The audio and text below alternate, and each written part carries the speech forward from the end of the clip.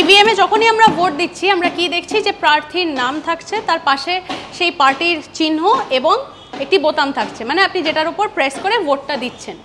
এই পুরো লিস্ট যেটা থাকছে সেটা যদি আমরা দেখি, লিস্টের একদম শেষে থাকছে নোটা, মানে নান অফ দি অ্যাবাভ, যেটার মানে দাঁড়াচ্ছে আপনি যদি নোটায় ভোট দেন তার মানে এটাই যে আপনি ওপরের কোনো প্রার্থী বা কোনো দলকেই সমর্থন করছেন না, যে কারণে আপনাকে নোটা সিম্বল দেওয়া হয়েছে এবং আপনি সেটাতেই ভোট দিলেন।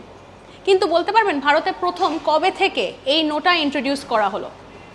সালটা হচ্ছে 2013, 27শে সেপ্টেম্বর সুপ্রিম কোর্ট থেকে বলা হলো ব্যালটে নোটা যেন ইন্ট্রোডিউস করা হয়, এবং পরবর্তীকালে ইলেকশন কমিশন সেটা ম্যান্ডেটরি করে দিল ইভিএম এর ক্ষেত্রে। আর সেইভাবেই কিন্তু নোটার শুরু। তবে থেকেই এখন অবধি দাঁড়িয়ে আমরা কিন্তু ইভিএমে নোটা দেখতে পাই, নোটার সিম্বল বা নোটার অপশন সেটা কিন্তু থাকে, একদম নিচে থাকে সেটা। এইরকম অনেক ফ্যাক্টস রয়েছে আপনাদের জন্যে।